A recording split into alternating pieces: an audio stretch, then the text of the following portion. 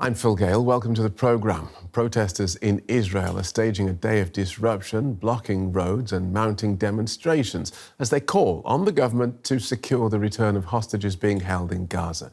Now, this comes ahead of today's Security Cabinet meeting and follows yesterday's airstrike on a hospital in Khan Yunis. Officials in Gaza say the attack killed 20 people, including 5 journalists. Israel says it was targeting a Hamas surveillance camera in the area. While Gaza braces for a fresh ground assault by the IDF, civilians are struggling just to find something to eat. Despite official confirmation of a state of famine in parts of the territory, some continue to deny that people there are starving. Well, Jeremy Konyndyk is president of Refugees International. Welcome to DW. Throughout this conflict, we have had aid agencies telling us about terrible and worsening conditions. We've had journalists in the territory providing photos and videos. Yet, what seems to be such an indisputable catastrophe is still a political issue, with people denying that it's happening. How? Well, the word famine has a lot of power, and it has a lot of historical power. So when that word is used, it is a stain on whoever is responsible for it. It also points to the need for a change in response and a ramping up of a relief effort.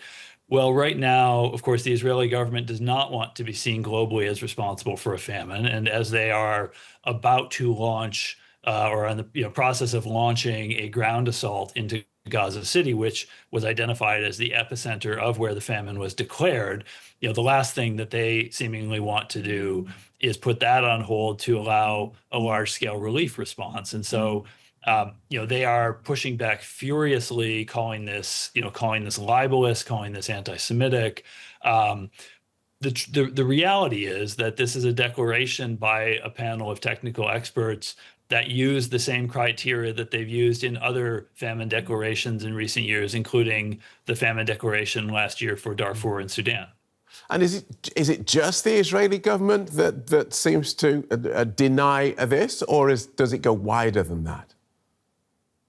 Well, the loudest voices have certainly been from the Israeli government. And when this announcement was made, when the declaration was made officially on Friday, there was an immediate coordinated response from a lot of voices across the Israeli government apparatus, from the prime minister, the foreign ministry, and many other political figures in Israel, all sounding the same talking points, particularly making an incorrect critique of how the malnutrition assessment was conducted and how those numbers were calculated. We haven't heard as much from other governments. Most governments have received this as credible. The United States government, obviously a huge ally of the current Israeli government, was pretty silent on it, although the US government's own famine early warning system did concur with the declaration of famine. And then beyond that, a lot of voices in the media, on Twitter and social media, who are typically supportive of Israeli government positions have been echoing those same Israeli government talking points.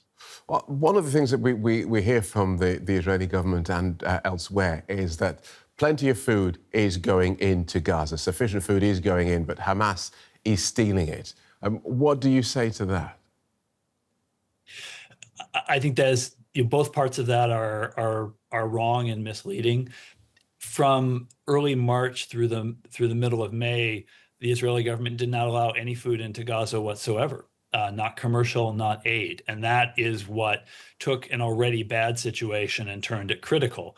Since they turned the taps back on, it's still only a small flow. It's not been a sufficient flow of food even since May, and they're not allowing in some of the critical things that go along with that. If you're getting dry food, you need access to clean water and cooking fuel. Those remain in very, very tight supply, and cooking fuel is not being allowed into Gaza. On the Hamas question, this has been an allegation that the Israeli government has made repeatedly going back to last year. And I would just point people to an article in Foreign Affairs magazine written by Jack Lew, who was the former U.S. ambassador there through the end of 2024. he is someone who is very, very, I think very supportive and very receptive to the Israeli government positions on things. He said in that article he had never seen evidence to back up that claim, and that in his whole time as ambassador, the Israeli government had never publicly or even privately raised that concern with him. So it doesn't come across as a credible and well-evidenced allegation. And so do these denials, is that just political distraction, or do they actually have a real world impact on aid agencies trying to work in Gaza?